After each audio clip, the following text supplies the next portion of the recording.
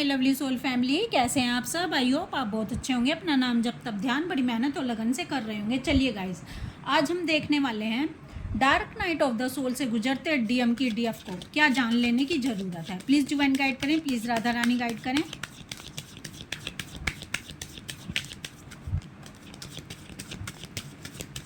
चलिए देखते हैं गाइस। आपको मैं जन्माष्टमी की शुभकामनाएं दे दूं पहले तो। और ये जो रीडिंग होती है ये टाइमलेस रीडिंग होती है, कलेक्टिव रीडिंग होती हैं, तो जब भी आपके सामने आएंगी तभी आपसे रेजोनेट करेंगे। चलिए गाइस, जानने की कोशिश करते हैं कि dark night of the soul से गुजरते डीएम को या तो भगवान जानता है या इनकी डीएफ जान सकती है। तो डीएफ को क्या जान लेने की ज़रूरत है। Temperance, 6 of wands, the chariot, the tower, 10 of swords. Guys, 5 card में से 2 कार्ड निकले हैं बहुत ही पेन के, बहुत ही दर्द के, यानी डीएम की dark night of the soul चल रही है। और dark night of the soul जब डीएम की चलती है तो डीएफ को भी उनकी एनर्जी फील होती है। अगर आपके डीएम, मान लो अगर आपके डीएम रात को नहीं सोए और वो जाग रहे हैं, वो dark night of the soul से गुजर रहे हैं, तो इनकी एनर्जी डीएफ को भी फील होगी। डीएफ को कोई परेशानी नहीं है, कोई प्रॉब्लम नहीं है, कोई टेंशन नहीं है, कोई एंजाइटी नहीं है, लेकिन डीएफ को भी नींद नहीं आ रही होती। इसका मतलब आपकी हाफ सोल दर्द में है, पेन में है, तो इसलिए डीएफ को भी इतनी तकलीफ़ महसूस हो रही होती है, वो भी करवटें बदल रही होती है और उसको भी समझ आ रहा होता है कि मेरे डीएम जो है वो पेन में है। तो गाइज़, जब डीएम पेन में होते हैं, जब डीएम दर्द में होते हैं और dark night of the soul से गुजर रहे होते हैं, तो आपको ये जान लेना ज़रूरी है कि इनकी हालत क्या हो रही होती है, क्योंकि आप वैसे भी जानते हो कि उनकी हालत क्या होती है, क्योंकि डीएफ भी इस दर्द से गुजरी होती है। तो डीएफ को क्या करना चाहिए, डीएफ को अपना जो इनर वर्क है वो तेज कर देना चाहिए, यानी बढ़ा देना चाहिए। आप नाम जप कर रहे हो, आप मेडिटेशन कर रहे हो, आप चक्रास कर रहे हो, आप जो भी काम कर रहे हो उसको कई गुना बढ़ा दो, क्योंकि ये वो समय होता है जब डीएम रात को अकेले होते हैं, दर्द भरी रात में अकेले होते हैं, और ये जो आत्मा होती है, ये जो सोल होती है इनकी, ये ऐसी हो जाती है जैसे शव, जैसे ये जिंदा ही ना हो। अगर ये किसी को पुकारते हैं उस समय या तो अपनी डीएफ को याद कर रहे होते हैं या परमात्मा को याद कर रहे होते हैं। तो इस काली अंधेरी रात में इनको गुजरना बहुत ज़रूरी होता है। अगर ये इस काली अंधेरी रात से नहीं गुजरेंगे तो ये आपके लिए कभी भी फैसला नहीं ले पाएंगे, आपको कभी भी जस्टिस नहीं दे पाएंगे। और मैं बता दूं कि अगर डीएफ कभी भी ऐसे समय में, जब ये dark night of the soul से गुजर रहे हैं और डीएफ को ये फील हो रहा है, भूल कर कभी भी इनको कॉल ना करें, कभी भी इनको मैसेज ना करें। अगर आपने ऐसा कर दिया तो समझ लो अपनी जर्नी को बहुत लेट कर दिया, और इनके अवेकन होने पर, यानी इनके फैसला लेने पर, इनकी नई सुबह आने पर आपने पानी फेर दिया, आपने पानी डाल दिया। तो ये कभी भी भूल से ना करना। तो गाइज़, इस समय इनकी हालत जो होती है वो इसलिए ऐसी होती है, इसलिए इतने दर्द से गुजर रहे होते हैं, क्योंकि देखो, जब तक अंधेरी रात नहीं आएगी तब तक सुबह की वैल्यू का पता नहीं चलेगा, जब तक दुख नहीं आएगा तो सुख की वैल्यू का पता नहीं चलेगा, जब तक रात नहीं होगी तो दिन का पता नहीं चलेगा, जब तक संघर्ष नहीं आएगा तो सफलता का पता नहीं चलेगा, जब तक तूफान नहीं आएंगे तो आप अपनी लाइफ में आगे नहीं बढ़ पाओगे। आप, यानी संघर्ष, तूफान, जब तक dark night of the soul इन दोनों की लाइफ में नहीं आती तब तक आप डिवाइन का हाथ नहीं पकड़ पाओगे, क्योंकि जहाँ अंधेरी रात होती है तभी आत्मा तड़पती है सुख के लिए, आनंद के लिए, उस परमात्मा के लिए कि मेरे को इस दर्द से, इस अंधेरे से, इस नरक से निकाल लो।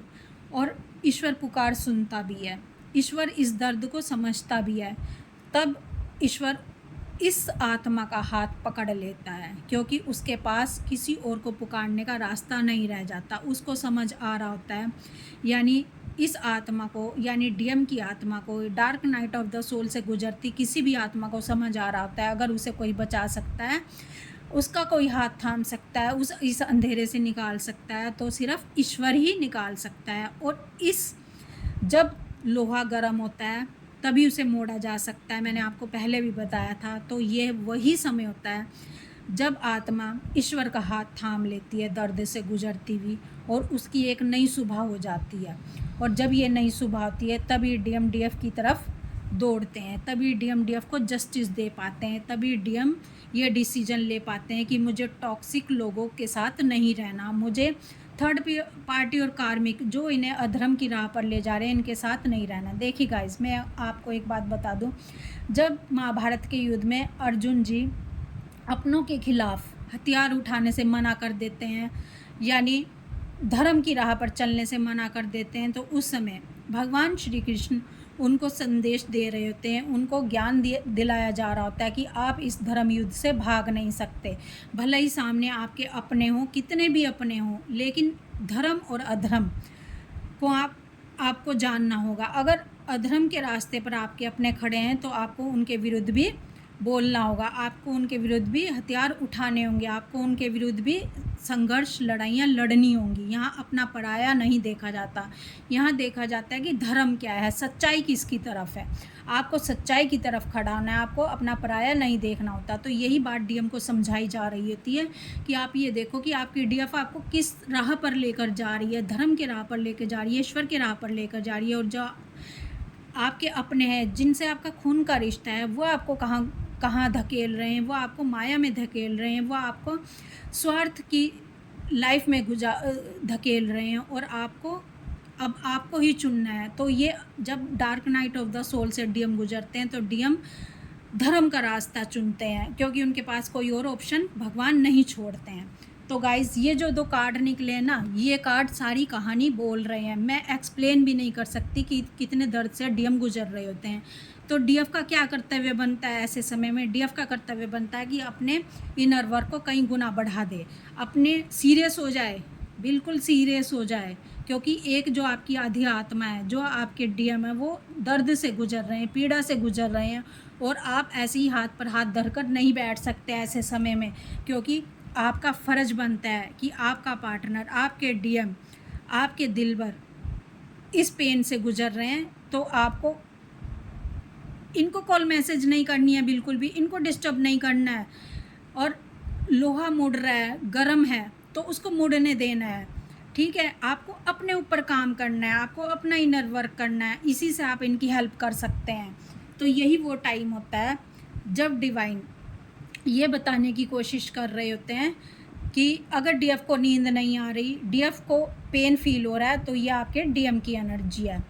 देखो गाइज, इसमें दोनों सोल एक टाइम पर ये सब बोलने के लिए मजबूर हो जाती हैं, क्योंकि डीएम भी डीएफ का रेस्क्यू कर देते हैं, यानी अपने से अटैचमेंट हटवा कर ये डिवाइन से अपनी डीएफ को जोड़ देते हैं। भले इनको कितने भी ताने सुनने पड़े अपनी डीएफ की नज़रों में कितना भी भला बुरा बनना पड़े, कितना भी उसकी नज़रों में इन्हें गिरना पड़े, लेकिन ये अपनी डीएफ का रेस्क्यू करते ही हैं और डिवाइन से जोड़ देते हैं उसको दर्द दे के। ऐसे ही डीएफ भी जब रीयूनियन होने को आता है तो डीएफ भी डीएम पर बिल्कुल भी दया करुणा नहीं करती है, डीएम को कॉल मैसेज नहीं करती है, क्योंकि डीएफ अच्छे से जानती है कि इस समय मेरे डीएम की अवेकनिंग चल रही है और मेरे डीएम का रीबर्थ हो रहा है, वो dark night of the soul से गुजर रहे हैं, उनको डिस्टर्ब बिल्कुल भी नहीं करना है। और अगर मुझे कुछ करना है तो अपने ऊपर काम करना है, अपना इनर वर्क बढ़ा देना है। तो ये वर्डिंग दोनों बोलते हैं कि उसने मुझे भले ही तोड़ दिया है, यानी डीएम डीएफ को बोल रहे हैं और डीएफ डीएम को बोलती है एक टाइम पर, उसने मुझे भले ही तोड़ दिया मगर ऊपर वाले से जोड़ दिया है। यानी दोनों एक दूसरे का रेस्क्यू करते हैं और ईश्वर से जोड़ देते हैं, भले ही वो दर्द दे के जोड़ें या कैसे ही जोड़ें।